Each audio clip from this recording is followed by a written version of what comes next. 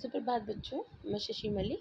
आज मैं आपको एनसीईआरटी क्लास 9 का पाठ 4 सांवले सपनों की बात पढ़ाऊंगी, जिसके लेखक कौन है? जाबिर हुसैन है। जाबिर हुसैन का जन्म सन 1945 में गांव नैनही, राजगीर जिला नालंदा बिहार में हुआ। वे अंग्रेजी भाषा एवं साहित्य के प्राध्यापक रहे हैं। जाबिर हुसैन हिंदी, उर्दू तथा अंग्रेजी तीनों भाषाओं में समान अधिकार के साथ लेखन करते रहे। उनकी हिंदी रचनाओं में जो आगे हैं: डोला बीबी का मजारा, अतीत का चेहरा, लोगाम, एक नदी की रेत भरी प्रमुख है। प्रस्तुत पाठ में जून 1987 में प्रसिद्ध पक्षी वैज्ञानिक सालिम अली की मृत्यु के तुरंत बाद डायरी शैली में लिखा गया संस्मरण है। बच्चों, संस्मरण क्या होता है? संस्मरण होता है जो हमारी यादों के आधार पर लेख लिखे जाते हैं। किसी व्यक्ति या वस्तु, किसी के भी बारे में हम अपनी शक्ति से, अपनी स्मरण शक्ति से याद करके जो भी लेख लिखते हैं उसको हम संस्मरण कहते हैं। ठीक है बच्चों, एक संस्मरण है ये। चलिए अब हम पाठ पढ़ते हैं। सुनहरे परिंदों के खूबसूरत पंखों पर सवार सांवले सपनों का एक हुजूम मौत की खामोश वादी की तरफ अग्रसर है। कोई रोक टोक सके कहाँ संभव है। इसमें कहा गया है बच्चों कि जो सालिम अली है, उनका जो शव कारवां, जो शव यात्रा है वो जा रही है। ठीक है, जिसपे ऐसा लग रहा है जैसे कि उनके जो सारे अधूरे सपने हैं वो भी उनको लादे हुए हैं। अधूरे इसलिए बोला गया है, सांवले इसलिए बोला गया है बेटा, क्योंकि वो कभी पूरे नहीं होंगे। इस हुजूम में आगे आगे चल रहे हैं सालिम अली, अपने कंधों पर सैनालियों की तरह अपने अंतहीन सफ़र को बोझ उठाए। लेकिन यह सफ़र पिछले तमाम सफ़रों से भिन्न है। भीड़ भाड़ की जिंदगी और तनाव के माहौल से सालिम अली का यह आखिरी पलायन है, अर्थात उनकी आखिरी यात्रा है। वैसे तो वे अक्सर निकल जाते थे पक्षियों को देखने के लिए, उनका निरीक्षण करने के लिए, उनकी सब देख रेख करने के लिए, लेकिन ये जो उनकी यात्रा थी, ये कैसी यात्रा थी? उनकी एक आखिरी यात्रा थी।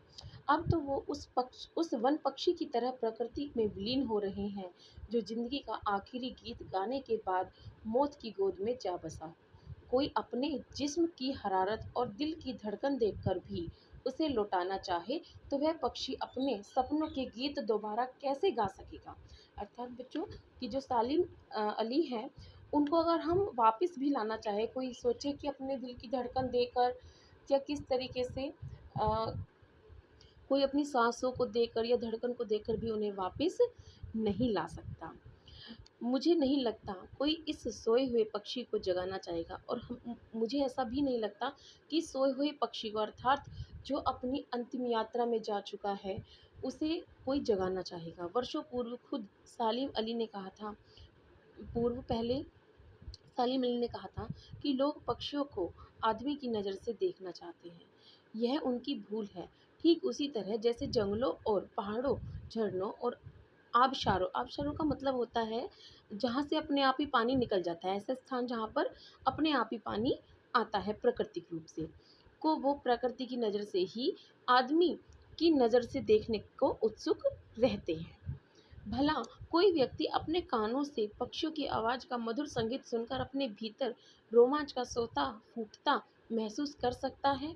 यानी कि जो सलीम है, वो इनकी मधुर आवाज़ सुन के पक्षियों की, उनके अंदर क्या होता था? आनंद आता था। उनको बहुत ही ज़्यादा रोमांच आता था, आनंद आता था। क्या कोई व्यक्ति ऐसे आनंदित हो सकता है पक्षियों की आवाज़ को सुनकर? नहीं। लेकिन वो इतने पक्षियों से इतने रिलेटिव थे, इतने संबंधित थे कि उन्हें उनकी आवाज़ की मधुरता को सुनकर ही कैसा लगता था? बहुत ही आनंद आता था।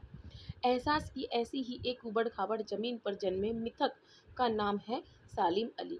मिथक का मतलब होता है बेटा ऐसी ऐसी ऐसी घटनाएँ या फिर ऐसी चीज़ें जिनको हम सिद्ध नहीं कर सकते। ठीक है? जैसे कि बहुत सारी चीज़ें होती हैं, जैसे हमारे इतिहास में है बहुत सी चीज़ें के सबूत मिले हैं, लेकिन हम उन्हें अब बयान नहीं कर सकते।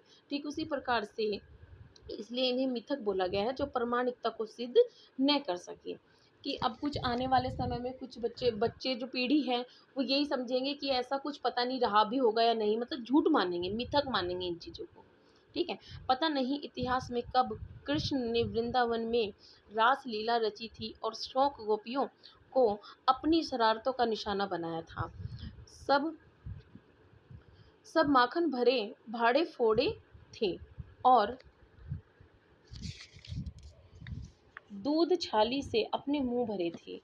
कब वाटिका में छोटे छोटे किंतु घने पेड़ों की छांव में विश्राम किया था, कब दिल की धड़कनों को एकदम से तेज करने वाले अंदाज में बंसी बजाई थी, और पता नहीं कब वृंदावन की पूरी दुनिया संगीतमय हो गई थी। पता नहीं सब कुछ कब हुआ था। अब हमें सबको ये नहीं पता ये कब हुआ था, लेकिन हम इन चीज़ों को क्या करते हैं, कथाओं में पढ़ते हैं, सुनते हैं, तो इनका क्या होता है, हम अनुभव कर सकते हैं। हमें नहीं पता ये कब हुए थे, लेकिन हम इनकी कथाओं को पढ़कर जहाँ से भी जानकारी प्राप्त होती है उन्हें लेकर क्या करते हैं, उनका अनुभव करते हैं। लेकिन कोई आज भी वृंदावन जाए तो नदी का सांवला पानी उसे पूरे घटना चक्र की याद दिला देगा। हर सुबह सूरज निकलने से पहले जब पतली गलियों से उत्साह भरी भीड़ नदी की ओर बढ़ती है, तो लगता है जैसे उस भीड़ को चीरकर अचानक कोई सामने आएगा और बंसी की आवाज़ पर सब किसी के कदम थम जाएंगे। हर शाम सूरज ढलने से पहले जब वाटिका का माली सैलानियों को हिदायत देगा, तो लगता है जैसे बस कुछ ही क्षणों में वो कहीं से आ टपकेगा और संगीत का जादू वाटिका के भरे पूरे माहौल पर छा जाएगा। वृंदावन कभी कृष्ण की बांसुरी के जादू से खाली हुआ है क्या? भला जो वृंदावन है वो इनकी बांसुरी की धुन से कभी खाली हुआ है? यानी कि वहाँ पे हमें सारी चीज़ों का क्या होता है, अनुभव होता है। मिथकों की दुनिया में इस सवाल का जवाब हम बाद में तलाश करेंगे। करने से पहले एक नज़र कमज़ोर काया वाले उस व्यक्ति पर डाली जाए जिसे हम सालिम अली के नाम से जानते हैं। उम्र की शती तक पहुंचने में थोड़े ही दिन तो बच रहे थे, यानी कि 100 साल होने में उनके अभी थोड़े दिन बाकी थे।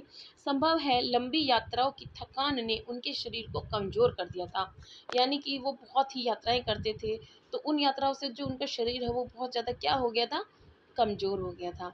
और कैंसर जैसी जानलेवा बीमारी उनकी मौत का कारण बनी और उनको कैंसर हो गया, जिनके चलते क्या हो गई, उनकी मौत हो गई। लेकिन अंतिम समय तक मौत उनकी आंखों से वह रोशनी छीनने में सफल नहीं हुई जो पक्षियों की तलाश और उनकी हिफाजत के प्रति समर्पित थी। सालिम अली की आंखों पर चढ़ी दूरबीन उनकी मौत के बाद भी ही तो उतारी थी, यानी कि उनके जो चेहरे पर, उनकी आंखों पर हमेशा क्या रहती थी, एक दूरबीन चढ़ी रहती थी जो हमेशा क्या खोजती रहती थी, पक्षियों की हिफाजत करने के लिए, पक्षियों की तलाश करती रहती थी, उनके ध्यान रखना, यही उनका लक्ष्य, यही उनका कार्य रहा है। उन जैसा बर्ड वाचर यानी कि पक्षियों को निहारने वाला, पक्षियों पर नज़र रखने वाला, ऐसा शायद ही कोई हुआ हो। लेकिन एकांत क्षणों में सालिम अली बिना दूरबीन भी देखे गए हैं। लेकिन कुछ ऐसे एकांत क्षणों में क्या हुआ, उनके आंखों से दूरबीन को हटा हुआ भी देखा गया है। दूर क्षितिज तक फैली जमीन और झुके आसमान को छूने वाली उनकी नज़रों में कुछ कुछ वैसा ही जादू था जो प्रकृति को अपने घेरे में बांध लेता है। सालिम अली उन लोगों में थे जो प्राकृतिक के अभाव में आने की बजाय प्रकृति को अपने प्रभाव में लाने के कायल होते थे। उनके लिए प्रकृति में हर तरफ एक हंसती खेलती रहस्य भरी दुनिया पसरी थी। यह दुनिया उन्होंने बड़ी मेहनत से अपने लिए गढ़ी थी। इसके गढ़ने में उनकी जीवन साथी तहमीना ने काफ़ी मदद पहुंचाई थी, यानी कि जो तहमीना थी वो कौन थी, उनकी साथी अर्थात उनकी पत्नी थी। तहमीना स्कूल के दिनों में उनकी सहपाठी रही थी। अपने लंबे रोमांचकारी जीवन में ढेर सारे अनुभव के मालिक सालिम अली एक दिन केरल की सैटेलाइट वैली को रेगिस्तानी हवा के झोंकों से बचाने का अनुरोध लेकर चौधरी चरण सिंह से मिले थे। वे प्रधानमंत्री थे। चौधरी जहां साहब गांव की मिट्टी पर पड़ने वाली पानी की पहली बूंद का असर जानने वाले नेता थे। पर्यावरण के संभावित खतरों का जो चित्र सालिम अली ने उनके सामने रखा, उसने उनकी आंखें नम कर दी। आज सालिम अली नहीं है, चौधरी साहब भी नहीं हैं। कौन बचा है जो अब सौंधी माटी पर उगी फसलों के बीच एक नए भारत की नींव रखने का संकल्प लेगा? कौन बचा है जो अब हिमालय और लद्दाख की बर्फीली जमीनों पर जीने वाले पक्षियों की वकालत करेगा? अर्थात सालिम अली पक्षियों को बहुत ही ज़्यादा प्रेम करते थे, उनका बहुत ज़्यादा ध्यान रखते थे। तो अब कहा जा रहा है कि अब ना तो चौधरी साहब रहे हैं और ना ही सालिम अली रहे हैं, तो अब इनकी रक्षा कौन करेगा? सालिम अली ने अपनी आत्मकथा का नाम रखा था फॉल ऑफ ए स्पैरो। मुझे याद आ गया कि D.H. लॉरेंस की मौत के बाद लोगों ने उनकी पत्नी फ्रीडा लॉरेंस से अनुरोध किया कि वह अपने पति के बारे में कुछ लिखे। फ्रीडा चाहती तो ढेर सारी बातें लॉरेंस के बारे में लिख सकती थी, लेकिन उसने कहा, मेरे लिए लॉरेंस के बारे में कुछ लिखना असंभव सा है। मुझे महसूस होता है मेरी छत पर बैठने वाली गोरैया लॉरेंस के बारे में ढेर सारी बातें जानती है, मुझसे भी ज़्यादा जानती है। तो सचमुच इतना खुला खुला और सादा दिल आदमी था। मुमकिन है लॉरेंस मेरी रगों में, मेरी हड्डियों में समाया हो, लेकिन मेरे लिए कितना कठिन है उसके बारे में अपने अनुभवों को शब्द को जामा पहनाना। मुझे यकीन है मेरी छत पर बैठी गोरैया उसके बारे में और हम दोनों ही के बारे में मुझसे ज़्यादा जानकारी रखती है। जटिल प्राणियों के लिए सालिम अली हमेशा एक पहेली बने रहेंगे। बचपन के दिनों में उनकी एयर गन से घायल होकर गिरने वाली नीलकंठ की वह गोरैया सारी जिंदगी उन्हें खोज के नए नए रास्तों की तरफ ले जाती रही। अर्थात बच्चों, इसमें उनको ऐसे ही प्रेम नहीं हुआ पक्षियों से। सालिम अली थे जो उन्हें किस प्रकार से प्रेम हुआ। एक बार ना वो अपने बचपन में एयर गन से खेल रहे थे, तो एयर गन से उनकी जो गोली निकल कर एक पक्षी को लग गई। एक नीलकंठ की वह गोरैया थी जिसको वह गोली लगी और वह झट से नीचे गिर गई। ठीक है, उसी क्षण से उनको ऐसा लगा कि इस गोरैया को मेरी वजह से इतनी चोट पहुंची, तो इसलिए उन्होंने निर्णय किया कि मैं पक्षियों को सुरक्षा करूंगा, निरीक्षण करूंगा, उनके विकास के लिए या उनकी जाति को संरक्षण करने के लिए मैं क्या करूंगा, प्रयास करूंगा। तभी से उन्हें पक्षियों के प्रति अथक प्रेम हुआ। ठीक है बच्चों, उनका विश्वास एक क्षण के लिए भी डिगा नहीं। वो लॉरेंस की तरह नैसर्गिक जिंदगी का प्रतिरूप बन गए थे। सालिम अली प्रकृति की दुनिया में एक टापू बनने की बजाय अथाह सागर बनकर उभरे थे। जो लोग उनके भ्रमणशील स्वभाव और उनकी यायावरी से परिचित हैं, उन्हें महसूस होता है कि वो आज भी पक्षियों सुराग में ही निकले हैं और बस अभी गले में लंबी दूरबीन लटकाए अपने खोजपूर्ण नतीजों के साथ लौट आएंगी। जब तक वो नहीं लौटते, क्या उन्हें गया हुआ मान लिया जाए? यानी कि जब तक वो वापस ना लौटे, क्या उन्हें गया हुआ मान लिया जाए? मेरी आंखें नम है, सालिम अली तुम कब लौटोगे ना? यानी कि कोई ना कोई तो ऐसा भी आए जो पक्षियों की उतनी ही देखभाल करे जितनी सालिम अली करते थे।